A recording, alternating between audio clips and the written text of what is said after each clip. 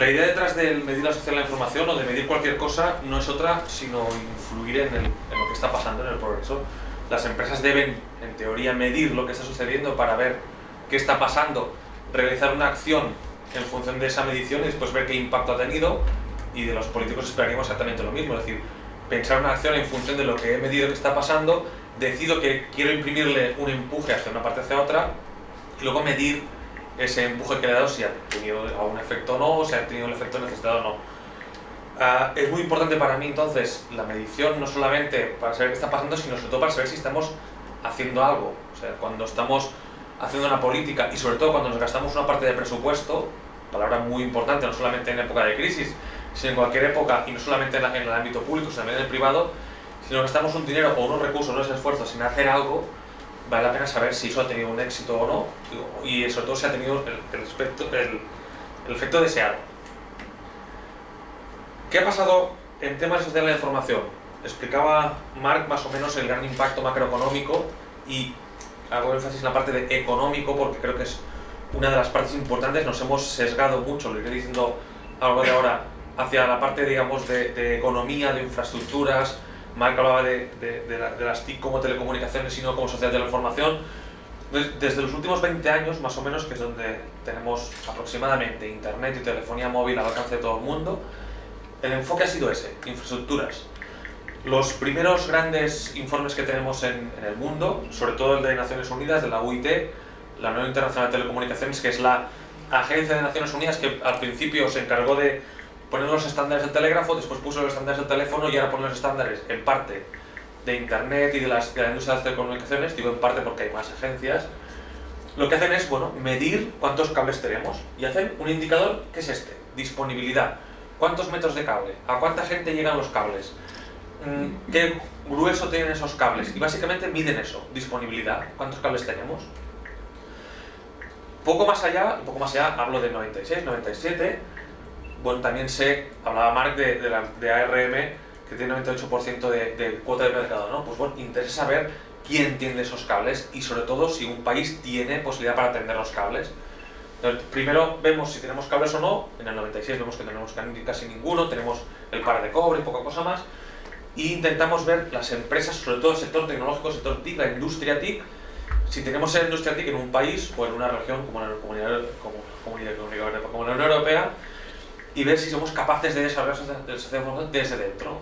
Si tenemos esos ferrocarriles que pueden tender vías de tren, si tenemos la siderurgia para hacer barcos, si tenemos, en este caso, las empresas que eran las TIC. Y por último, vemos cómo hay que regular ese sector. Esto muy tímidamente, es seguramente a partir de mitad de la segunda, a partir de 2005, así que donde hay realmente una importancia muy grande en el sector de las TIC, cómo se regula. Pero bueno, ponemos una parte sobre todo que es liberalizar el mercado. En España tenemos el caso muy claro de Telefónica. Hay una regulación para liberalizar el sector de las TIC porque se ve que a más libre, el mercado funciona mucho mejor. Y sí, por último, cómo se está usando. Esto es todavía hoy el 66-70% de indicadores que tenemos hasta ahora en el mundo. De un análisis que hicimos hace un par de años de indicadores de la información, de unos 54 modelos, había pues, unos 30 que obedecían a esto. Y todavía hoy, los indicadores de Naciones Unidas que se utilizan en todo el mundo cuando se dice España puntúa mejor o peor, la mayoría de ellos son esto. Desde el punto de vista del Estado, lo que importa, insisto y me pongo vehemente, es esto. Si tenemos cables, si tenemos empresas que tiren cables, si las empresas son más o menos un monopolio o están en un mercado más o menos competitivo, y cómo está desaturada la red. Ojo que pongo intensidad de uso y no qué tipo de uso, y es deliberado. O sea, es intensidad de uso. ¿Cuánta gente usa internet? Da igual para qué. Para salud o para bajarse películas, da igual. ¿Cuánta gente utiliza la red? ¿Cuántos megabytes? ¿Cuánto nos bajamos? ¿Cuánto subimos? Y esto es todavía los grandes macroindicadores que periódicos, Naciones Unidas, utilizamos. Insisto en este tema porque cuando sale un político y explica que va a hacer una política de sociedad de la información y sabemos que se está mirando eso, sobre todo esto es lo que está ahí encima de su mesa, nos podemos empezar a hacer una idea de cómo va a ser esa política. Más adelante pondré algunos ejemplos claros, pero Si lo que tengo delante de la mesa es cuántos metros o kilómetros de cable tengo, la política que tengo necesariamente va a ir sobre kilómetros de cable, no puede ir sobre salud electrónica o sobre justicia electrónica porque no están en el mapa. ¿Los ciudadanos qué piden? Los ciudadanos piden básicamente todo lo contrario. Por una parte, que haya muchos contenidos y servicios. Bueno, que haya Wikipedia, que haya vídeos para ver, que haya películas para bajarse, que haya libros electrónicos, que haya administración electrónica, que haya muchos servicios. Y sobre todo, que sean baratos. Entonces, bueno, tenemos una parte de contenidos que no es exactamente el tipo de uso, sino es que haya oferta de esos contenidos al margen de para qué los va a utilizar. Y luego una parte de infraestructuras que no habíamos visto antes, que es la parte de la demanda. No que haya muchas infraestructuras, sino que sean baratas, que sean asequibles. No solamente que estén en la puerta de mi casa, sino un factor que normalmente para la industria no toca para nada, en otras cosas porque va contra sus intereses, pero también, irónicamente, Naciones Unidas lo incorpora prácticamente hace 4 o 5 años, la asequibilidad. Pues el precio de las infraestructuras se ha incorporado muy tarde al discurso, digamos, al discurso de los indicadores. La OCDE seguramente es la que lo tiene mucho más por la mano y sistemáticamente lo relaciona con la competencia de mercado, pero en general es la parte de la demanda, es la parte del usuario el que pide esto. Y esta es la foto de lo que tenemos básicamente hoy en día. O sea, a 2 de mayo de 2012, esta es la foto general que tenemos. Hago trampas, hay más cosas. Pero en general es alguien, sobre todo el sector privado y el sector público, el sector privado lucrativo, que se encarga de las infraestructuras, y luego un consumidor o un usuario que se encarga de una parte más relacionada con el uso y el consumo. Esto es básicamente lo que hay. Se empiezan a recoger algunos indicadores sobre asequibilidad, sobre disponibilidad, muy pocos. Naciones Unidas tiene un indicador muy interesante sobre el gobierno electrónico, pero es prácticamente el único del mundo que hay. Hay algunos pequeños estudios, pero por ejemplo de gobierno electrónico hay muy poco. De salud electrónica, un compañero de Marc, Paco Lupiáñez, está haciendo con otro equipo temas de salud electrónica, que hay temas de contenidos, hay algunas cosas, pero en general la foto es esta y realmente es muy pobre. ¿Qué necesitamos? Competencias digitales. Es decir, tenemos infraestructuras, que es, digamos, los cables que tenemos, sobre qué edificamos todo el resto. El sector de las TIC, que es quien administra o quien desarrolla esas infraestructuras. Hasta ahí muy bien. Nos saltamos a la otra parte. Tenemos el usuario con los continuos servicios y cómo se regula eso. Y en medio, que es cómo unimos la tecnología con el uso, es decir, cómo se usa esa tecnología, prácticamente no tenemos ningún indicador. UNESCO todavía anda pensando en un marco teórico de competencia digital, sobre todo desde Bangladesh, desde Bangkok, que tiene ahí una sede que trabaja en estos temas, pero no hay ningún, y lo digo así fuerte, ningún indicador que hable de competencias digitales a nivel macro. Si hay pues algunos investigadores que os sabrán decir en el barrio de Vallecas cuánta gente hay que se utiliza el ordenador, o hay algunos indicadores muy generales de la Unión Europea con competencias tan abiertas como has utilizado el navegador o sabes utilizar un buscador. Pero aparte de eso, no hay nadie que mida competencias digitales. Pero además, muy importante, una cosa es saber el nivel de alfabetización digital que tengo, es decir, soy capaz de adjuntar un archivo o soy capaz de desarrollar una base de datos, pero otra cosa muy importante es cómo cambio ese stock. Si la variable stock y la variable flujo. No hay absolutamente ningún estudio que diga cómo estamos haciendo para que la gente gane más competencia digital. Cuando digo ninguno, seguro que hay alguno pequeño, pero de esos que salen en un dossier grapado y encuadernado encima de un señor que toma decisiones con muchos ceros de presupuesto, no lo hay. Ha habido algún plan en España que a mi modo de ver no tenía nada que ver con la afectación digital, después. Hoy en día todo se lleva por pendrive, cosas así. Y digo, bueno, hombre, bueno, por pendrive o por código QR, es una forma de hablar. Me refiero que la toma de decisiones prácticamente no se toma con esos indicadores en mano, sean en pendrive o sean en papel.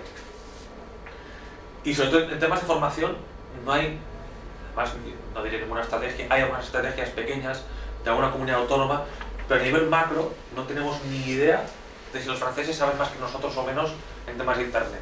Insisto, hay algún indicador muy vago sobre uso de internet, cuántas veces te conectas, si utilizas correo electrónico, si es capaz de hacer un programa, pero a nivel pequeño todavía no. Hay alguna iniciativa del carnet de conducir electrónico, pero a a nivel macroeconómico como de infraestructuras, donde tenemos igual 100 indicadores distintos sobre infraestructuras, banda ancha, banda no tan ancha, banda más estrecha, el coste, el no coste, si es competitivo. Ahí podemos enumerar hasta 100 indicadores de infraestructuras, de competencias digitales prácticamente lo tenemos. Recursos humanos del sector TIC, muy relacionado con la facturación digital. Resulta que tenemos indicadores donde dice que la competencia digital de los recursos humanos o la calidad del capital humano del sector de las TIC es muy importante para el desarrollo de la información. Tenemos índice de gente que hace un grado o una ingeniería, ya está. No sabemos ni qué tipo de ingeniería, ni qué tipo de ingeniería, cómo se explota eso dentro del sector de las TIC, no lo sabemos prácticamente. Más allá de si hay gente que hace un doctorado en ingeniería o acaba en ingeniería de telecos o acaba en ingeniería química. Y por último, y esto lo apuntaba antes Marc también en su presentación, no solamente cómo regulamos la parte dura, pues si es delito o no descargarse una canción, o si es delito o no utilizar los datos que yo encuentro de Facebook de una persona para hacer dinero, sino estrategias más grandes de gestionar el cambio. No digo estrategias de tirar más cable o estrategias de generar más contenidos, que eso está bien, y esas más o menos existen, sino cómo nos subimos a la ola de este cambio que, aunque Marc decía que pasa más o menos cada 100 años, yo creo que sí pasa cada 100 años, pero tan grande como esta ola, me atrevo a decir que solo ha pasado 2 veces en toda la humanidad. Una en el Neolítico, donde conseguimos domesticar la naturaleza y tener vacas estabuladas y poder arar los campos, y otra en la Revolución Industrial hace 300 años, donde domesticamos la energía y creamos el motor de explosión, creamos la electricidad, etc. Dice, a mi modo de ver y compartido por otra gente, es el tercer gran cambio. Estrategias no de desplegar infraestructuras, sino de generar un cambio macro.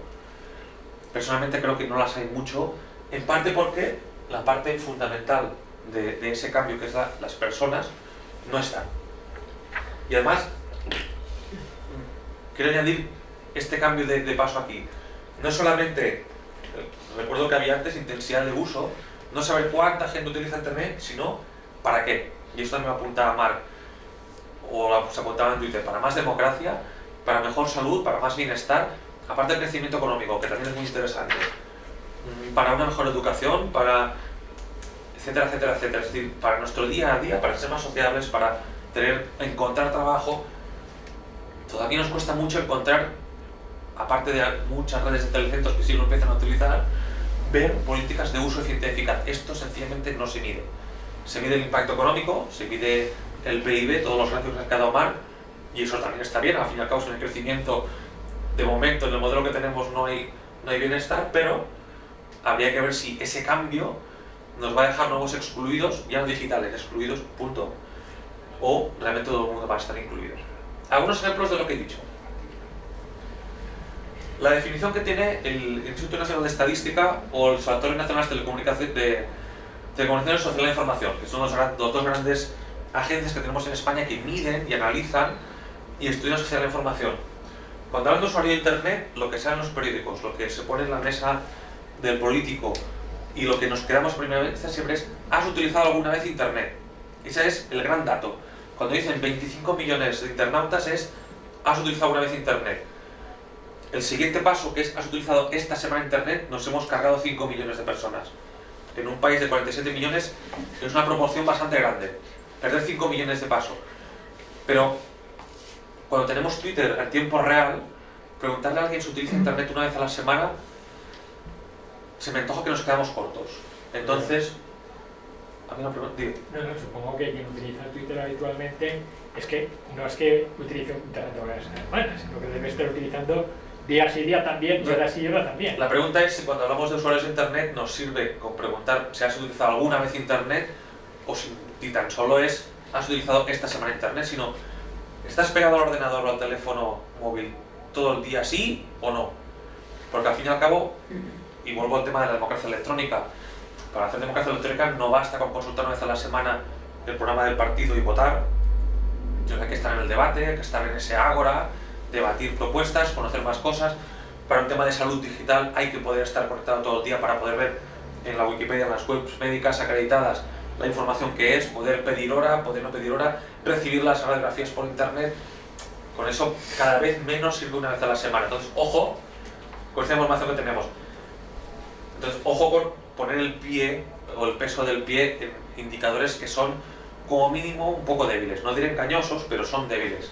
Por supuesto, viste más decir que tenemos 25 millones de usuarios de Internet que decir que solo un 3% se consideran usuarios avanzados. Y esas son las estadísticas de un par de años. Claro, de 25 millones a un 3%, una cosa abismal, pues bueno, no viste tanto ese 3%, ¿no? Pero igual ese 3% es el que permite esa democracia electrónica, es el que permite la salud electrónica, permite la justicia electrónica, etc. Grupo de Despertar Autonomía para la Agenda Digital, Ministerio de Industria, nombrado hace un mes. 14 personas que ayudarán al ministro a hacer una mejor agenda, la agenda digital, que es el programa del ministerio. Pongo este ejemplo, pero hay más. En Cataluña hay el mismo y en otros hay el mismo. Estos expertos ayudan al Ministerio de Industria. Ojo, de Industria es donde está la Secretaría General de Comunicaciones. Ya nos dan una idea de por dónde van los tiros. Si está en Industria y no está en Bienestar, nos dice algo, ¿no? De si es social de la información o de las telecomunicaciones. Pues muy bien, de estas 14 personas, 13 son ingenieros. Y uno es representante de un grupo de empresas que trabajan en Internet.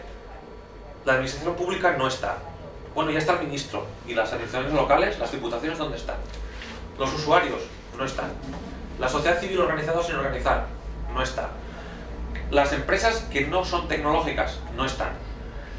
Nos podemos hacer una idea, estas 14 personas, 13 ingenieros o casi ingenieros, ¿qué tipo de consejo van a dar? No quiero criticar a los ingenieros, ni mucho menos. Hay ingenieros que tienen una visión más amplia que muchos humanistas. Pero en cualquier caso, la construcción de este grupo como mínimo tiene un sesgo. Y el riesgo de que salgan políticas sesgadas es muy alto. Se hace difícil pensar que 14 personas tendrán una visión ponderada si los 13 beben básicamente a la misma mano, ¿no? ¿Cómo se define la Dirección General? Para que veáis que también ataco a los de casa. La Dirección General de Comunicación y Información de la Generalitat de Cataluña. El nombre es Telecos Social de la Información.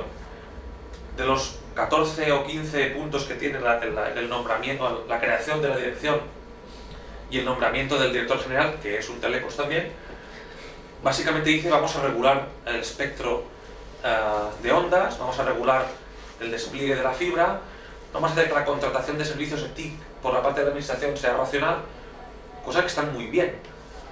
Salud electrónica no aparece, educación no aparece, ya no digo electrónica, educación no aparece por ninguna parte, no aparece el papel de las universidades, no aparece la empresa, no está en ninguna parte, solo es Telecos.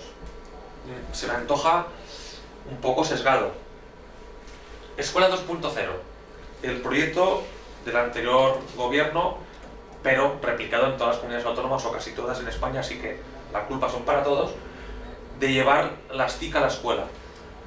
El presupuesto, el 98% son ordenadores.